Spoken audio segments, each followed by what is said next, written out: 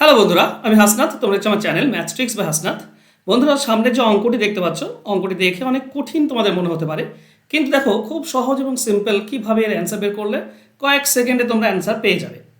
দেখো, এই জায়গাটা বলা আছে কি 5+5 তার পাওয়ারে 2, তার পুরোটার পাওয়ারে 2 দেওয়া আছে। আচ্ছা, 5+5কে আমরা লিখতে পারি, দুটি যদি যোগ হয়ে থাকে তা আমরা লিখতে পারি 2 × 5। এটাও তো 10, তাই না? 5+5 10, 2 × 5 এটাও 10। এবার পাওয়ারে কি আছে? 2 বার 2 আছে, মানে গুণ হবে 4। তো এটাতে চলে যাবে 4, এটাতে চলে যাবে 4। নেক্সট, এইটাতে কি আছে? 3 বার আছে, তার মানে 5-এর কিউব, 5-এর পাওয়ারে 3। এবার তার পাওয়ারে 2 আছে, এবার 3 আর 2 যোগ গুণ হয়ে যাবে, এটা 6 হয়ে যাবে। এখানে 3টি 5 যোগ হয়ে আছে, মানে আমরা বলতে পারি 3 × 5। পাওয়ারে 3 আছে, মানে দুটিতেই পাওয়ারে 3 যাবে।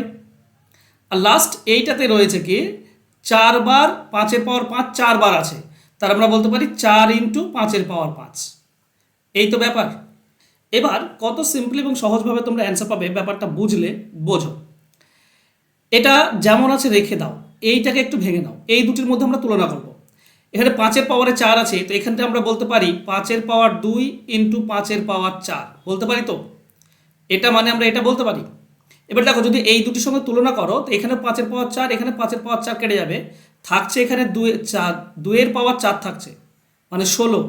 আর এখানে 5-এর স্কোয়ার থাকছে 25। তাহলে এইটা বেশি আছে, তাই না? এখানে দুই জায়গাতেই 5-এর পাওয়ার 4-এর সঙ্গে 25 গুণ হয়ে আছে, এখানে 16 গুণ হয়ে আছে। তার মানে কোনটা বড়? এই 5-এর পাওয়ার 6, এটা হচ্ছে বড়। এবার আমি এটাকে ধরো ইরেজ করে দিই, বেশ। এবার এই দুটির সঙ্গে যদি তুলনা করো, তো এখানে 5-এর পাওয়ার 3 আছে, এটাকে আমরা লিখতে পারি 5-এর পাওয়ার 3 × 5-এর পাওয়ার 3। এবার বলো, এখানে 5-এর পাওয়ার 3, এখানে 5-এর পাওয়ার 3, তাহলে গুণ হয়ে আছে কত? 3-এর পাওয়ার 3 মানে 27, এখানে 5-এর পাওয়ার 3 মানে 125। 125 গুণ হয়ে আছে এখানে বেশি। তার মানে এই দুটির মধ্যে 5-এর পাওয়ার 6টা বড়। বুঝতে পারছো? বুঝতে পারছো? 5-এর পাওয়ার 6টা বড়, তাহলে এটা আমাদের কোনো কাজে লাগবে না। এবার থাকলো আমাদের কাছে দুটো, এই দুটির মধ্যে কোনটা বড়? দেখো, ব্যাপার হচ্ছে এখানে আছে 5-এর পাওয়ার 5, তার মানে এটাকে আমরা লিখতে পারি 5-এর পাওয়ার 1 × 5-এর পাওয়ার 5। তাহলে 5-এর পাওয়ার 5-এর সঙ্গে 5 গুণ হয়ে আছে, আর এটা 5-এর পাওয়ার 5-এর সঙ্গে 4 গুণ হয়ে আছে, তাহলে 5 গুণ হয়েছে, এটা বড়। তাহলে সব থেকে বড় হচ্ছে এটা 5-এর পাওয়ার 6, তার মানে অপশন বি যেটা, সেটা হবে সব থেকে বড়। এটাই হবে আমাদের উত্তর। আশা করছি বুঝতে পেরেছো। তো অপশন বি হবে সঠিক উত্তর। চলো নেক্সট কোশ্চেনে যাই। একটি বইয়ের তাকের বিক্রয় মূল্য 20,000 টাকা কমে যাওয়ায় 10% লাভের বদলে 10% ক্ষতি হয়। বইয়ের তাকটির প্রকৃত বিক্রয় মূল্য কত? দেখো, প্রকৃত বিক্রয় মূল্য চেয়েছে, তো প্রকৃত বিক্রয় মূল্য কত, মানে যেটা লাভে আমরা বিক্রি করতাম 10% লাভে, এটা হচ্ছে প্রকৃত বিক্রয় মূল্য। পরে 2,000 টাকা কমলে বিক্রয় মূল্য এটা ক্ষতি হয়। তাহলে আমাকে 10% লাভ বের করতে হবে, মানে 110% বের করতে হবে। তো এই ধরনের অঙ্কের ক্ষেত্রে যেটা করতে হয় কি না, এই যে তোমার রয়েছে 2,000 টাকা, তাকে 110 দিয়ে গুণ করবো, কারণ 110%-এ আমাকে বের করতে হবে। তাকে ভাগ করব কয় দিয়ে? তাকে ভাগ করব একটা লাভ একটা ক্ষতি, তার মানে যোগ হয়ে যাবে 10% লাভ 10% ক্ষতি, তার মানে 20 দিয়ে। বাস এটুকু করলে আমরা অ্যান্সার পেয়ে যাই। 20-র সঙ্গে এটা কাটলে আমরা 10 পাবো, তার মানে হচ্ছে আচ্ছা 2,000 টাকা। ওকে, 100 পাবো। তো 100 আর 110 গুণ করলে হচ্ছে তোমার 110-এর পর দুটি শূন্য, মানে 11,000 টাকা। অ্যান্সার হবে অপশন বি। চলো অঙ্কটিকে আমরা নর্মালি একবার বোঝার চেষ্টা করি, ঠিক আছে? ধরে নাও যে ক্রয় মূল্য হচ্ছে 100%, তাহলে বিক্রয় মূল্য নিশ্চয়ই 110%, যেখানে 10% লাভ। আবার 10% ক্ষতি হয়েছে, মানে বিক্রয় মূল্য 90%, এখানে 10% ক্ষতি। তাহলে এই যে ক্ষতি আর লাভ, এর মধ্যে পার্থক্য 20%-এর, হ্যাঁ কি না? তো এটাই তো এই 2,000 টাকার জন্য 2,000 টাকা কম হলে 90, আর 2,000 টাকা বেশি হলে 110। তাহলে এই 20%-টাই হচ্ছে 2,000 টাকা। আমাকে প্রকৃত বিক্রয় মূল্য চেয়েছে, মানে 110% বের করতে হবে। তো 20% 2,000 টাকা, 1% হবে 2,000/20, 110% হবে 110 গুণ। এটাই আমরা এর আগেও পড়ছিলাম, 11,000 টাকা। এটা হবে অ্যান্সার। অ্যান্সার হবে অপশন বি। চলো নেক্সট কোশ্চেন। একটি শহরের মোট জনসংখ্যা 6,000 এবং মোট জনসংখ্যার 3/12 অংশ পুরুষ। দেখো, 6,000 হচ্ছে মোট জনসংখ্যা, এর মধ্যে পুরুষ কত না 6,000-এর 3/12, 3 / 12। তাহলে এটা 6 দিয়ে কাটলে 2, এটা 6 দিয়ে কাটলে 1,000, আচ্ছা, 2 দিয়ে 1000 কাটলে 500, তো 500 আর 300 মানে 1500, 1500 হচ্ছে পুরুষ, তাহলে বাকি 4500 এটা হচ্ছে মহিলা।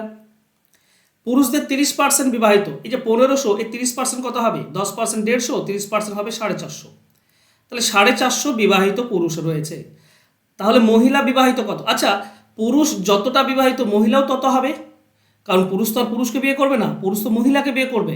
তো 450 জন যদি হাজব্যান্ড হয়, তো 450 জন ওয়াইফও আছে। তার মানে মহিলাদের বিবাহিত হচ্ছে 450 জন, এটা পার্সেন্টেজে কত? 45 তে 450, 4500 বিবাহিত হচ্ছে মহিলা 450, 100তে কত? কাটাকাটি করলে 10% আসবে, এটাই হবে অ্যান্সার। তো অ্যান্সার হবে অপশন এ। সহজ না? চলো নেক্সট। এক ব্যক্তি 84 মিনিটে 6 কিমি দূরত্ব অতিক্রম করার সিদ্ধান্ত নিলেন। তিনি ওই দূরত্বের 2/3 অংশ 4 কিমি প্রতি ঘন্টা বেগে এবং অবশিষ্ট অংশ অন্য গতিতে যাওয়ার সিদ্ধান্ত নিলেন। তাহলে বলো 2/3 অংশ দূরত্ব অতিক্রম করার পরের গতিবেগ নির্ণয় করো। তাহলে যেটা 4 কিমি গিয়েছে সেটা তো জানি, বাকিটা কত দূরত্ব সেটা আমাকে বের করতে হবে। ব্যাপারটা যদি আমরা এইভাবে বলি, যে টোটাল তো আমার 6 কিলোমিটার রাস্তা, 3 ভাগের 2 ভাগ কত হবে? 3 ভাগের 2 ভাগ হবে 4 কিলোমিটার। তাহলে প্রথমটা গিয়েছে 4 কিমি বেগে, 4 কিলোমিটার, তাহলে বাকি 2 কিলোমিটার থাকলো। এবার আমার কাছে টোটাল টাইম কত? 84 মিনিট। এই যে প্রথমটা এটা 4 কিমি বেগে গিয়েছে, 4 কিলোমিটার প্রতি ঘন্টা, মানে 1 ঘন্টায় 4 কিমি যায়, আর আছেই 4 কিলোমিটার, তাহলে এখানে সময় কত লেগেছে? 1 ঘন্টা লেগেছে, 60 মিনিট, তাই নয় কি? এখানে 60 মিনিট লাগবে, 1 ঘন্টায় 60 মিনিট। তাহলে বাকি 84 মিনিটের মধ্যে 60 মিনিট এখানে লেগেছে, তার মানে বাকি 24 মিনিট লাগবে এখানটায়। এবার এটা 24 মিনিটে গিয়েছে, এই যে 2 কিলোমিটার এটা 24 মিনিটে গিয়েছে, 60 মিনিটে কত যাবে তাহলে? দেখো 24 মিনিটে যাই 2 কিলোমিটার, তো 1 মিনিটে যাবে 2/24, 60 মিনিটে যাবে 60 দিয়ে গুণ, কাটাকাটি করে দাও, 5 আসছে, তো 5 কিলোমিটার। তাহলে গতিবেগ 60 মিনিটে হবে 5 কিলোমিটার। দ্বিতীয় গতিবেগটা হবে অপশন বি। আশা করছি পুরো ব্যাপারটা ক্লিয়ার। চলো নেক্সট।